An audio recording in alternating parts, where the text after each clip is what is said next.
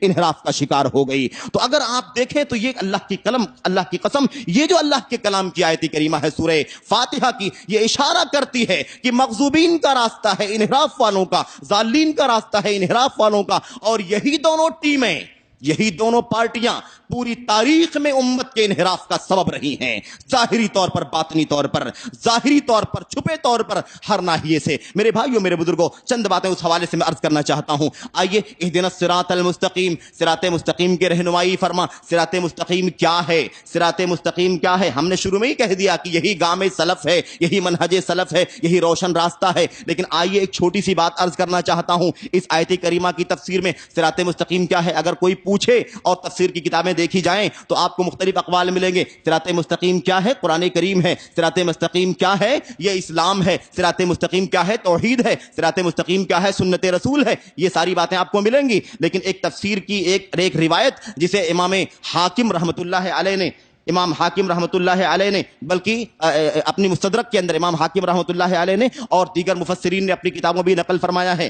اس آیت کریمہ کی تفسیر اہدنا الصراط المستقیم، صراط مستقیم سے کیا مراد ہے؟ حضرت امام ابو العالیہ رحمۃ اللہ علیہ مشہور تابعی ہیں، اپنے استاد حضرت عبداللہ ابن عباس رضی اللہ تعالیٰ عنہ سے روایت کرتے ہیں۔ ان سے پوچھا کہ اے ابن عباس، یہ بتائیے کہ الصراط المستقیم، سیدھا راستہ جس کی رہنمائی کی ہم دعا کرتے ہیں، صراط مستقیم سے کیا مراد ہے؟ صراط مستقیم سے کیا مراد ہے؟ انہوں نے تفسیر کرتے ہوئے فرمایا، صراط مستقیم کیا ہے؟ ہوا رسول اللہ صلی اللہ علیہ وسلم وصاحبہ من بعدہ ابو بکر و عمر۔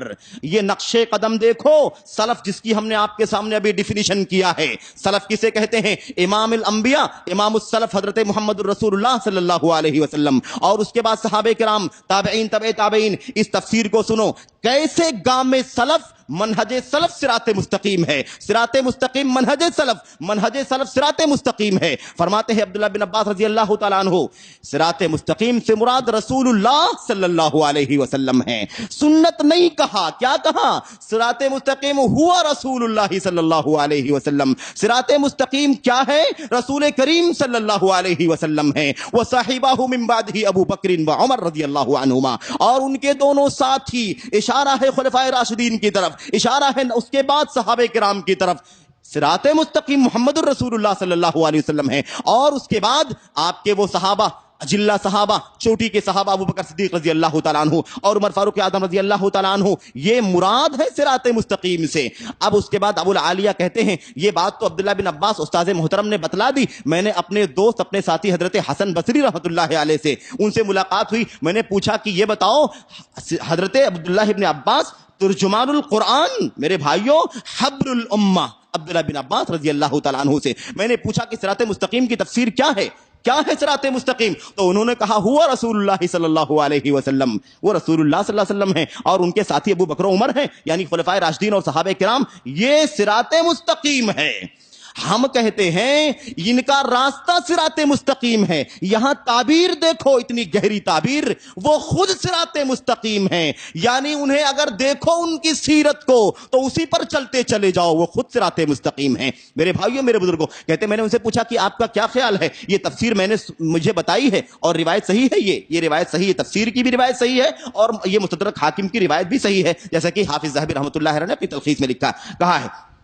کہتے ہیں کہ میں نے ان سے پوچھا کہ کیا خیال ہے؟ یہ تفسیر عبداللہ بن عباس رضی اللہ تعالیٰ نے بیان فرمائی ہے۔ کہتے ہیں حسن رضی رحمۃ اللہ علیہ نے کیا کہا؟ صدق کسی نے ابو العالیہ کے حوالے سے، ابو العالیہ جو شاگرد ہیں ابن عباس کے، ان کے حوالے سے یہ بات بیان کی، تو کہتے ہیں حضرت حسن بصری، صدق ابو العالیہ ونصح، تم کو حضرت ابن عباس کے حوالے سے ابو العالیہ رحمۃ اللہ علیہ نے جو صراط مستقیم کی وضاحت میں کہا ہے کہ یہ رسول اللہ صلی اللہ علیہ وسلم ہیں اور ابو بکر و عمر ہیں، صدقہ، سچ کہا ہے، یہی صراط مستقیم ہے، ونصح، اور تمہیں یہ بتا کر کے بڑی خیر خواہی کا کام کیا ہے، بڑی بھلائی کا تمہارے ساتھ ثبوت دیا ہے، کیونکہ یہ اصل مسئلہ ہے سمجھنے کا، یہ اصل نقش پا ہے جس پر چلنا ہے، یہ ڈگر ہے اسلاف کی، صحابہ کرام کی، جس پر ہم سب کو چلنا ہے۔ میرے بھائیوں، یہ تو ہم بہت بعد کے دور میں ہیں، لیکن یہ بات ہو رہی حضرات تابعین کے زمانے کی، تابعین آپس میں گفتگو کر رہے ہیں۔ یہ کیا ہے؟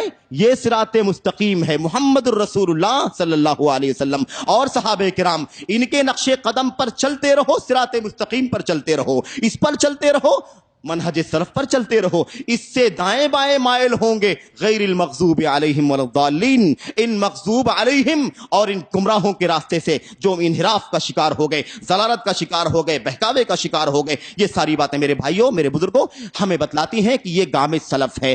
اب اگر ہمیں منہج سلف پر چلنا ہے، منہج سلف سے انحراف سے بچنا ہے، تو یہ نقطہ ذہن میں رہے، ہوا رسول اللہ صلی اللہ علیہ وسلم وصاحبہ من بعد ابو بکر و عمر، محمد الرسول اللہ صلی اللہ علیہ وسلم نہ چھوٹنے پائیں، نہ بھولنے پائیں، چھوٹا مسئلہ ہو کہ بڑا مسئلہ ہو، اونچا پہاڑ جیسا عقیدے کا مسئلہ ہو، عبادات کا مسئلہ ہو، یا دیگر چھوٹے مسائل، عبادات مطلب چھوٹے اس حیثیت سے، اس کے بالمقابل اخلاق کا، کردار کا اور عادات کا، آداب کا، فضائل کا مسئلہ ہو، کھانے پینے، استنجا پیخانے کا مسئلہ ہو، کسی بھی مسئلے میں کوئی مسئلہ ہو، یہ نقش پا ہمارے سامنے ہونا چاہیے، محمد الرسول اللہ صلی اللہ علیہ وسلم و صاحبہ من بعدہ ابو بکر و عمر۔ تو یہی گام سلف ہے، محمد الرسول اللہ صلی اللہ علیہ وسلم کا گام، آپ کا منہج اور آپ کے اجلہ صحابہ کرام کا منہج، یہی صراط مستقیم ہے، یہی سیدھا راستہ ہے، یہی منہج سلف ہے جس پر ہمیں چلنا ہے۔ میرے بھائیوں، میرے بزرگوں، منہج سلف کے حوالے سے یہاں بہت ساری باتیں میرے سامنے موجود ہیں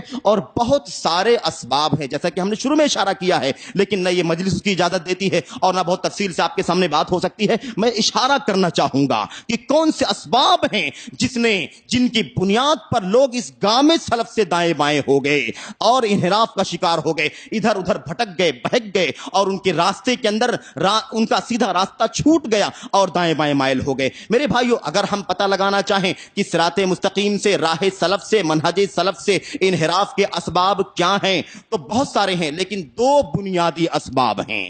یہ آسان